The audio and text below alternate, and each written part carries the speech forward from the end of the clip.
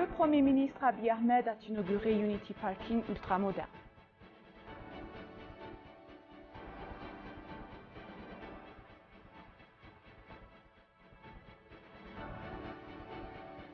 La 24e Assemblée générale de l'Organisation de coopération des chefs de police d'Afrique de l'Est a débuté à Addis Abeba.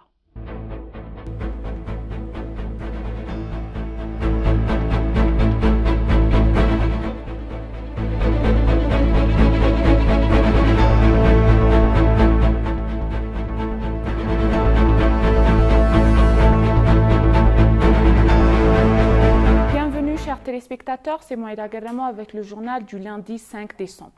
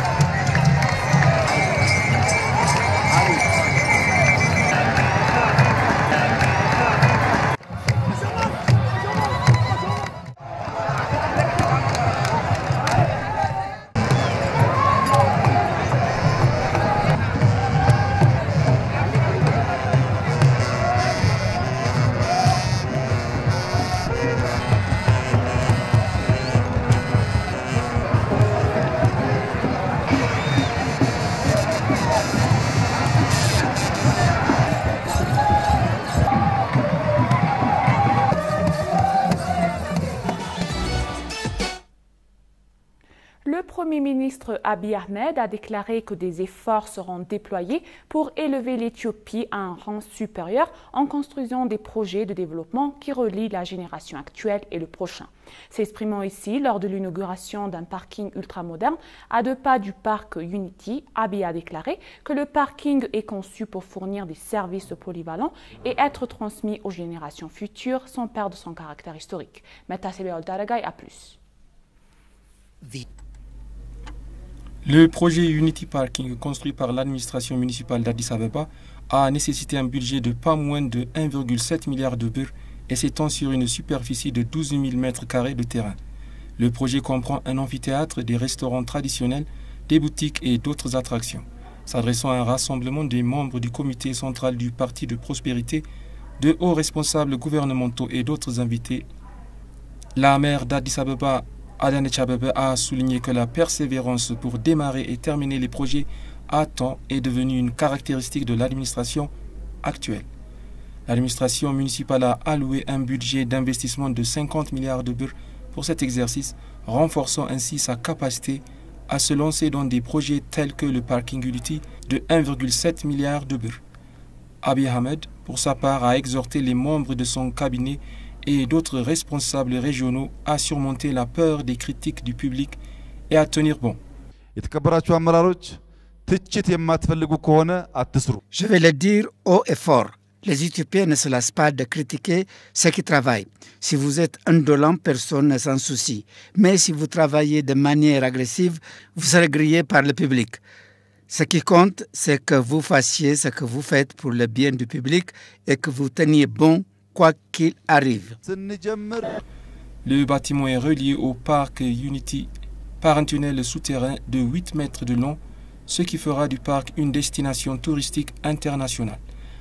Abiy a déclaré que des projets comme celui-ci sont destinés à servir de pont aux générations actuelles et futures.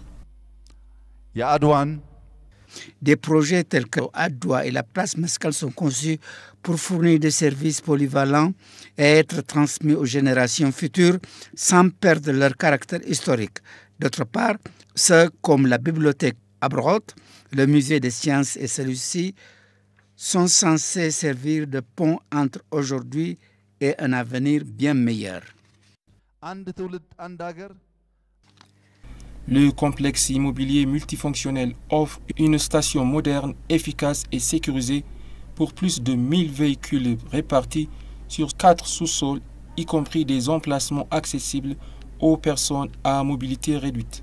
Ce parking moderne est équipé de diverses installations, y compris un ascenseur pour les véhicules qui se connectent facilement au parking souterrain et dispose de plus de 200 caméras pour surveiller les voitures. La 24e Assemblée générale annuelle de l'Organisation Coopération des chefs de police d'Afrique de l'Est a débuté à Addis Abeba. L'Assemblée générale délibérera ces crimes transfrontaliers, la traite des êtres humains, le trafic illégal d'armes et le trafic de drogue ainsi que sur les défis sécuritaires affectant la région. Le commissaire en chef du bureau des enquêtes criminelles de la police fédérale éthiopienne, le général Zelalem Mengistu, a également réaffirmé que l'Éthiopie, en tant qu'État membre et président de l'organisation, fait son mieux pour maintenir les activités d'application de la loi dans la région. Le chef du bureau régional d'Interpol au Kenya, Gideon Kimulu, a souligné pour sa part que l'organisation de coopération des chefs de police d'Afrique de l'Est vise à garantir la paix et la sécurité dans la région. L'Assemblée générale annuelle se poursuivra jusqu'au 9 décembre 2022. L'organisation dans le siège social et à Nairobi comprend l'Éthiopie, l'Érythrée, le Kenya, le Soudan du Sud, la République démocratique du Congo, Djibouti, la Somalie, les Seychelles, le Rwanda, l'Ouganda, la Tanzanie, Comores et Burundi.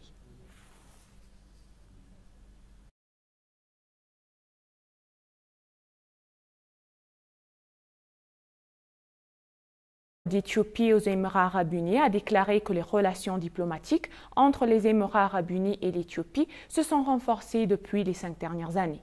Alors que l'Éthiopie ouvre l'entrée des banques étrangères, divers efforts sont en cours pour impliquer les investisseurs des Émirats arabes unis dans le secteur bancaire éthiopien. Tesfaoud Michael a plus. Les Émirats arabes unis sont un partenaire important de l'Éthiopie. La relation entre les Émirats arabes unis et l'Éthiopie remonte à 10 ans. Les relations bilatérales entre les deux pays se renforcent après la visite en Éthiopie du Cheikh Abdullah bin Zayed Al Nahyan, alors ministre des Affaires étrangères. L'ambassadeur d'Éthiopie aux Émirats arabes unis, Souleymane Dedefoe, a déclaré que les relations entre les deux pays ont atteint un niveau supérieur depuis les 5 dernières années. L'Éthiopie exporte un certain nombre de produits agricoles vers les Émirats arabes unis, tels que les produits laitiers, les fruits, les légumes, le sésame et de nombreux autres produits. Il y a également divers produits importés en Éthiopie, tels que des produits industriels, des voitures, des accessoires et des produits de l'industrie chimique.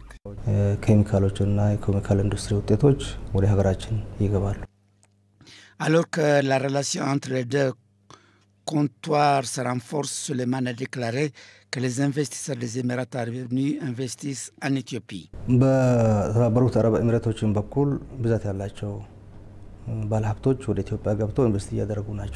Des dizaines d'investisseurs émiratis investissent en Éthiopie. Ces investissements ont créé des opportunités d'emploi pour de nombreux Éthiopiens. Ils apportent également leur contribution à l'Éthiopie pour gagner des services étrangers. De plus, ils jouent un rôle immense dans le transfert de technologie vers l'Éthiopie.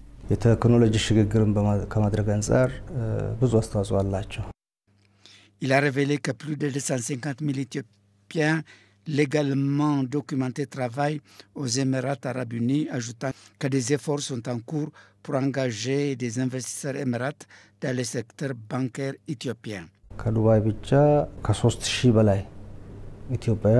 Environ 3 000 Éthiopiens investissent dans leur pays en coopérant uniquement avec des banques de Dubaï. Selon certaines données des banques, près de 10 000 Éthiopiens sont engagés dans des investissements dans leur pays. Il convient de rappeler que les Émirats arabes unis ont ouvert leur ambassade à Addis Abeba en juillet 2010. L'autorité de pétrole et de l'énergie a annoncé que des activités sont en cours pour mettre en service les stations-service dans les zones touchées par le conflit dans un court laps de temps conformément à l'accord de paix. Rappelons que le Premier ministre Abiy Ahmed a récemment déclaré aux membres de la Chambre des représentants du peuple que le travail de soutien est mené dans le cadre de soutien aux personnes affectées, de la reconstruction des institutions détruites et du retour des déplacés dans leurs villages. Parmi leurs efforts de reconstruction dans les zones déchirées par la guerre, il y a la reprise des services des stations-service. L'autorité du pétrole et de l'énergie a déclaré à l'ENA que les stations-service sont en cours de réparation et reprennent les services en leur d'assurer l'approvisionnement en carburant pour l'aide humanitaire sans interruption. L'autorité a déclaré que la déquantification des stations-service qui ont été endommagées pendant la guerre a été faite. Suite à cela, des activités ont été menées en préparant un plan conjoint et en créant un groupe de travail composé de parties prenantes. Selon elle, les activités de fourniture de carburant dans les stations-service dans certaines conditions favorables ont déjà commencé.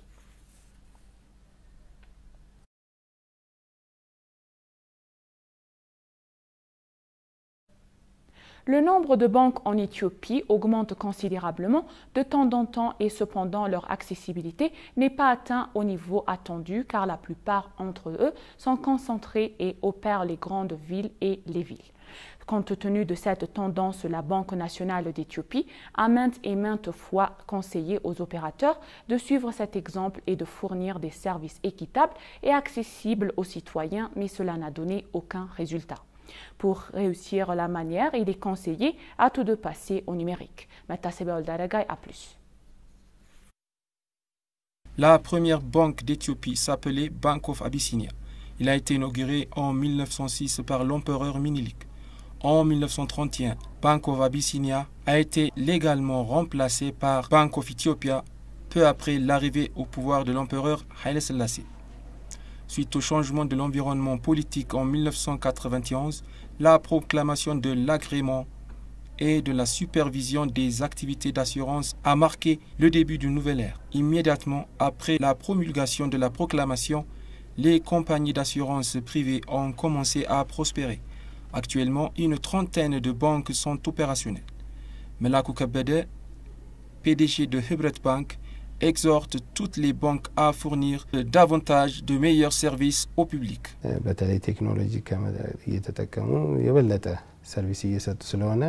Lorsque nous examinons les services succursales bancaires, nous observons maintenant des améliorations.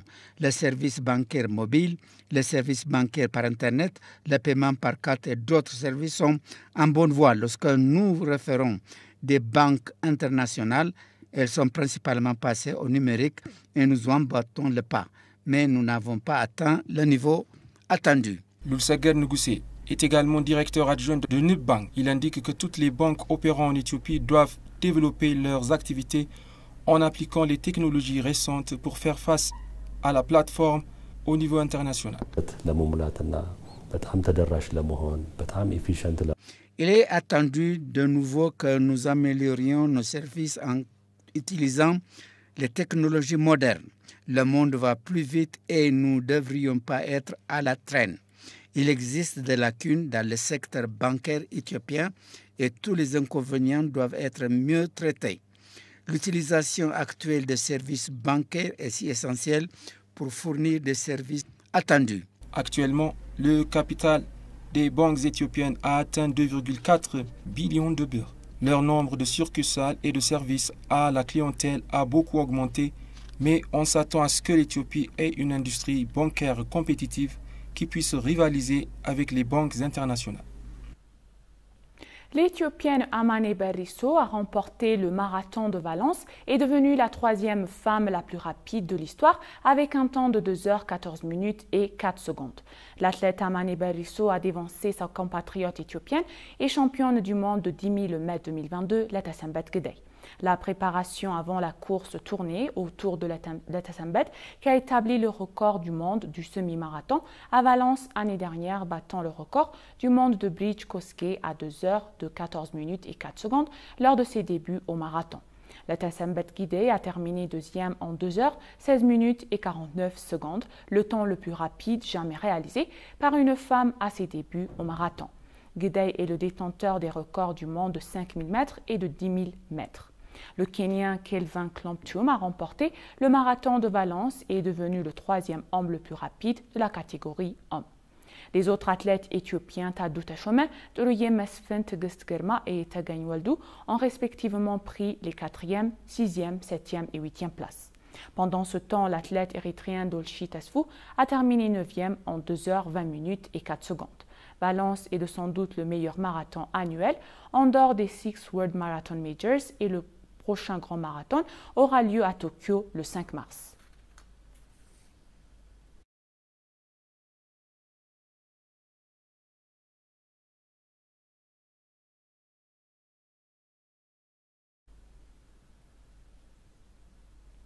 Et pour conclure le journal, passons maintenant aux histoires au tournoi de la Coupe du Monde au Qatar 2022. La France 3-1, victoire contre la Pologne et 2 buts par Kylian Mbappé et un but d'Olivier Giroud aident la France à sceller sa place en quart de finale. Quelques moments à l'envers pour la France et la Pologne lors de la 8e finale de Coupe du Monde de la FIFA, mais c'est Olivier Giroud qui a finalement donné l'avantage aux Bleus. Dans la foulée, Giroud est également devenu le meilleur buteur français dans tous les temps, dépassant Thierry Henry qui avait 51 buts à son actif. En seconde période, Kylian Mbappé a doublé l'avance de la France avec 4 buts dans le tournoi. Mbappé a doublé la mise avec une superbe frappe dans le coin supérieur pour porter le score 3-1 pour la France. Une pénalité tardive de Robert Lewandowski a permis à la Pologne de retrouver une certaine fierté, mais c'est la France qui s'est qualifiée pour les quarts de finale.